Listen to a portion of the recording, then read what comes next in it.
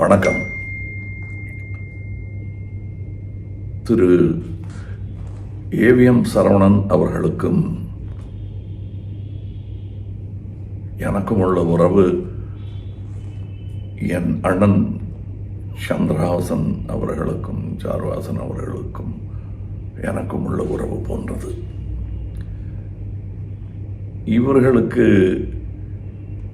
என்ன, இந்த உறவுக்கு என்ன பொருள் சொல்வது, இவர்களுக்கு எந்த மாதிரியான மரியாதை தருவது என்ற ஒரு குழப்பம் சிறுவயதில் ஏற்பட்டதுண்டு. காரணம், அது நான் என் 20 வயதை தாண்டும் பொழுது உறுதியாகிவிட்டது. இவர்களுக்கு கொடுக்க வேண்டிய மரியாதை என்ன என்பதை என் அடிமனது முடிவு செய்துவிட்டது. ஒரு தகப்பனுக்கு கொடுக்க வேண்டிய மரியாதையைத்தான் இவர்களுக்கு தருவது சரியாக இருக்கும் என்று எனக்கு தோன்றியது. அப்படித்தான் என் மனதில் நினைத்து கொண்டு நான் வாழ்ந்து கொண்டிருக்கிறேன். ஆக திரு குகனுக்கு இருக்கும் சோகத்தில்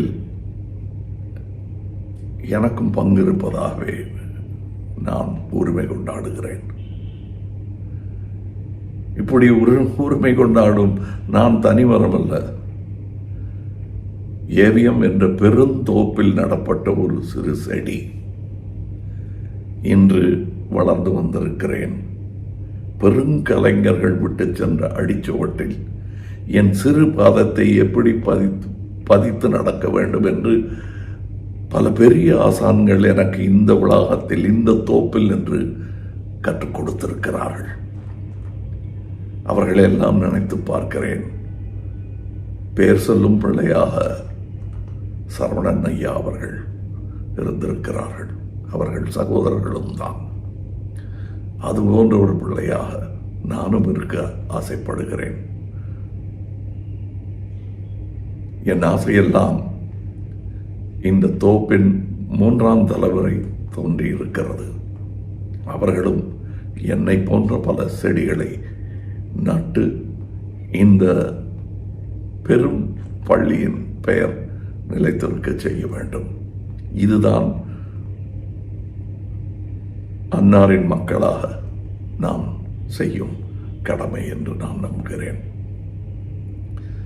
மற்றபடி அந்த ஏவிஎம் வளாகமும் அங்கு வேலை செய்து ரிட்டையர் ஆகி வேலையில் சேர வேண்டும் என்ற ஆசையில் இருப்பவர்கள் எல்லோருக்கும் இருக்கும் சேகம், அதில் நானும் பங்கு கொள்கிறேன்.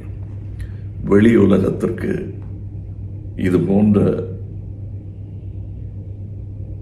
பின்னணி ஆளுமைகள் பற்றி தெரிந்திருக்க வாய்ப்பில்லை. நாங்கள் அவரை வணங்குவதற்கான காரணம் எங்கள் வாழ்க்கையை பார்த்தாலே புரிந்துவிடும். முக்கியமாக எங்கள் கலை வாழ்க்கை. அவருக்கு நன்றி சொல்லும் ஒரே வழி அவர் கண்ட பாதையில் வீறு நடை போட்டு நடப்பதுதான். நன்றி ஐயா அனைத்திற்கும்.